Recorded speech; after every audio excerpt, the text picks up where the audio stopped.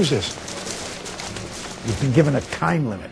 He's going to get it in 88 minutes. And he says, no, I'm going to get you instead. I'm going to find you. You hear that, you son of a bitch? You are barking up the wrong tree on this one. I don't think he cares that much about dying. I think what matters most to him is that he finds out who's behind this. Shelley, I want you to set a trap and a trace on my cell, all right? Then call me when you get it. If you're in the line of work that Jack Graham is in, you figure there's probably a lot of people gunning for him. So it leads to be a very suspicious and paranoid world for this guy. Pacino plays a forensic psychiatrist. He often has to be able to recreate a crime scene and combine imagination with evidence to make a convincing description of what happens. A person doing that job better be good at it, because if he fails, somebody very dangerous may go free. You realize it's the solemn duty of my office to ensure an innocent man is not executed tonight. They suspect that he went overboard with this one particular serial killer, and he comes across a lot of conflict because of it. In Dr. Graham's own words, he analyzes a mental puzzle. So there are no actual tangible pieces per se. John Forster is this serial killer that Jack Graham has a special relationship with.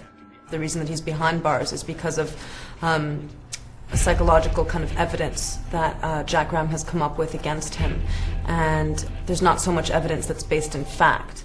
You lied under oath, Dr. Graham, and you know it. This is not about me. This is about the women you raped and tortured and murdered.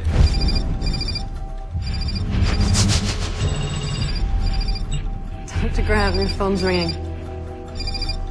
He's not a guy who's capable of trust. He's not a guy who's capable of being close. Basically, he has a sort of a shadow that enters the room before he does. See, the man is haunted. There's a shroud of mystery around him. We don't know quite what's happened in his past, and that's what keeps us looking at him, or keeps us interested in him. As his life is ticking away, we discover these different things about him.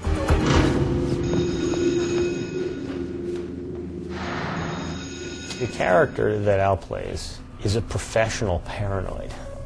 Imagine, and the one similarity that all these serial killers seem to have is that when they're caught, what does everyone say about them? Oh, they were so normal, you know, you're such a nice guy. How'd you know my name? I don't. It was a question. A lifetime of looking at that side of humanity has jaded him. You think I stole the tape and killed Dale? Have you lost your mind? If you become suspicious of someone, suddenly their every behavior seems to support your suspicion. You have 79 minutes to live. I love a good thriller. I love a story that goes off and you don't know quite what's happening and you don't know where it's going to come from. I was very excited the first time I read the script. You know, it's just got a great line to it, you know, great ticking clock. 88 Minute is structured in a way that works with your heartbeat. We really wanted the audience to feel what Jack was feeling every page, every minute along the way. I mean, there's even moments, a lot of moments within the script that the audience figures things out as Jack figures it out. Every move he makes, the audience is making it with him, and I think that's what makes for a great film.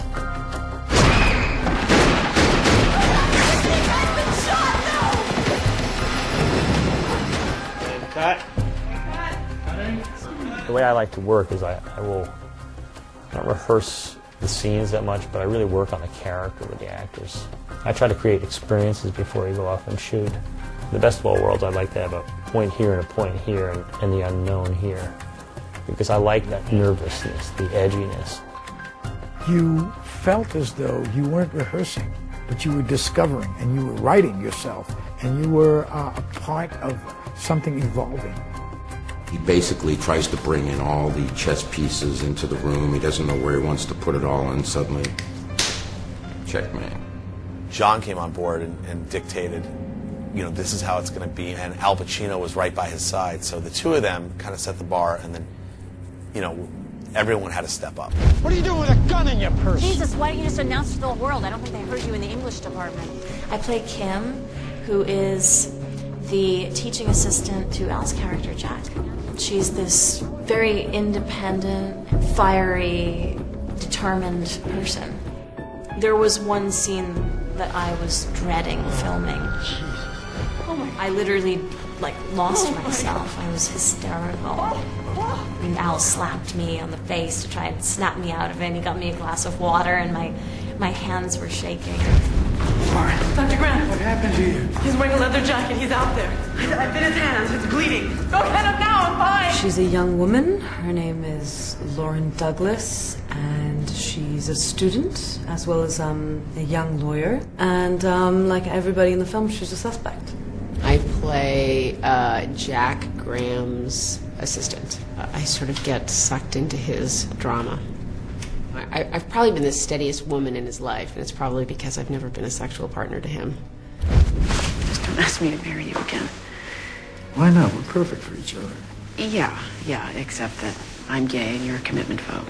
I play a guy named Mike, who is one of Dr. Graham's graduate students. I'm very interested in the Slayer case and debating Dr. Graham and the various finer points of the case. No DNA, no murder weapon. What's your point? Just that your testimony was very convincing. That's my job. I play Special Agent Frank Parks. He's a very old friend of Jack Graham's. They've known each other and they've worked together for years and years. Frank is there trying to support what Jack is doing. But as the piece slowly unfolds, it's starting to look like he's, bet his money on the wrong horse. Then why are your fingerprints all over Dale Morris's apartment? Where the hell are you going with this, Frank? I play a character, Carolyn Johnson, who's the Dean of Health Sciences, and my character has certainly had a past with Jack. To what extent is revealed throughout these 88 minutes. Maybe you should stop hiding behind your assessments of other people and start assessing yourself, because you need to get over your past and on with your life, because what you're living isn't one.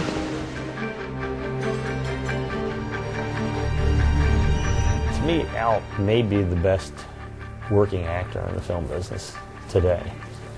He's just so brilliant and effortless. He reminds you why you love what you do.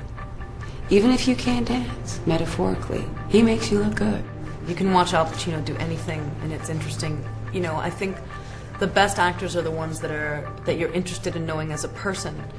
Not that he's doing anything to intimidate, but he can't help but be an intimidating presence. So when you're 2 feet away from him in the middle of the scene and he's yelling at you, it's hard to stay in character. Dr. Goddamn phone! What the hell's the matter with you? Who sent you here? What, you think I'm too dumb to figure it out for myself? Yes, I do. He treats it like it's his first film, dedicated and focused and, in it to win it. Sometimes some films are a struggle, but this film, everybody put in their homework. Everybody was there for rehearsals. Everybody would stay to do off-camera work. So, there's just this incredible drive, to make a really great film.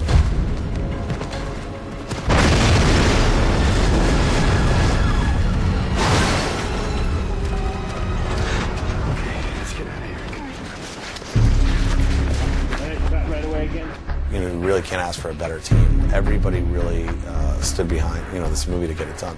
It's not always the case that I love the world of the film as much as I have on 88 minutes. Suddenly, when it's building to this one moment where it looks like it's very clear what's going to happen, and how to just step over him, give him a left hook from hell. Honest and fast and tough, and there's almost a feeling of an alternate reality. People will watch it and feel like they're actually on a ride. I think the climax is going to be a real gut-wrenching one. Everybody's a suspect, and you yourself as an audience start to feel that everybody is suspect. The ending is fantastic. Our finale is truly a finale.